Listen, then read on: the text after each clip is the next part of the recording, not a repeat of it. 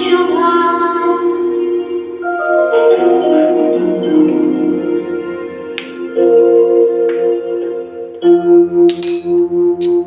नमस्तेस्तु महामाये श्रीपीठे सुरपूजिते शङ्खचक्र गदाहस्ते महालक्ष्मी नमोस्तुते। नमस्ते गरुडारूढे कोलासुरभयङ्करी सर्वपापहरे देवी महालक्ष्मी नमोस्तुते।